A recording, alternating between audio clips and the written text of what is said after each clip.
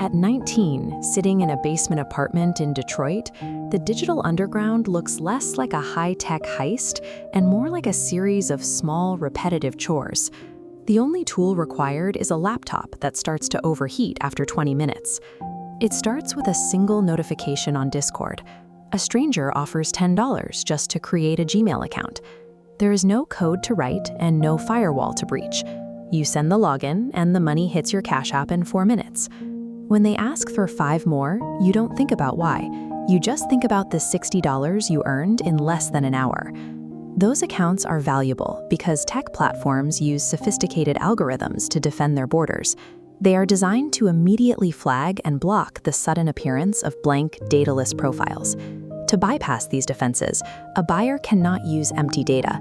They need a digital architect to build identities that have enough history and detail to convince the machine they are real.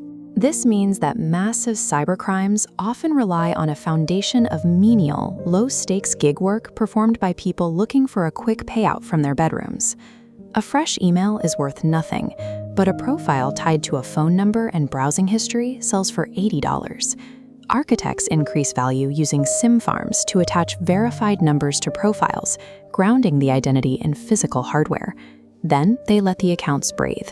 They log in periodically and simulate human browsing habits over several weeks, letting the account age until the security algorithms no longer see a threat.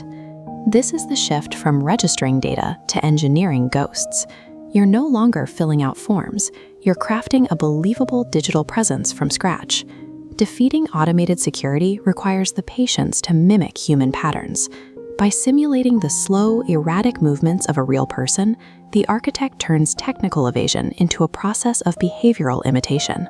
Once the algorithms are satisfied, the next barrier is often a human reviewer. This requires moving beyond digital profiles and into the realm of physical documentation. The requests from regular clients begin to escalate. They need more than just login credentials. They need forged driver's licenses, utility bills, and bank statements. A fabricated Georgia power bill takes 11 minutes to create and can sell for $200. At this speed, the income begins to rival a corporate salary. It is easy to tell yourself that this is just freelance Photoshop work. You focus on the layers and the fonts, maintaining the distance between the file on your screen and the crime it facilitates.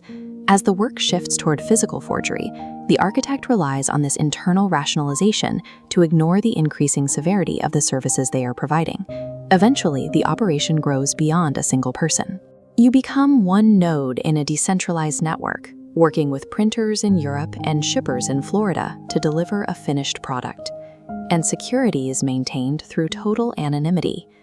The network communicates through encrypted apps that delete every message after 60 seconds, ensuring that no one knows the real names of their collaborators. The turning point arrives with a single order for 40 complete identity packages. The client offers $12,000 for 2 weeks of work. You don't ask what 40 clean identities are for. You know that a $12,000 investment is only profitable if the end use is highly lucrative and deeply illegal.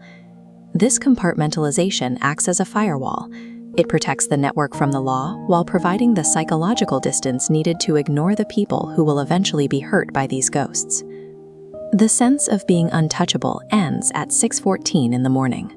A raid by federal agents destroys the illusion that digital precautions can keep the physical world at bay. The vulnerability wasn't in the code or the encrypted apps. It was a person. A member of the network was caught and traded your real name, the one you hadn't used in months, for a deal with the prosecution. In an interrogation room, a folder reveals the reality of those $12,000 identities. They weren't for bypassing simple platform bans. They were the tools for massive loan fraud.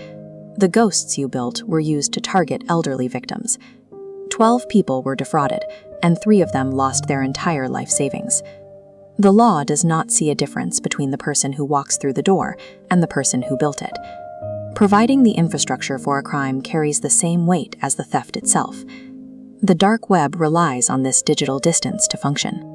It allows ordinary people to view a felony as a freelance project, right up until they are forced to see the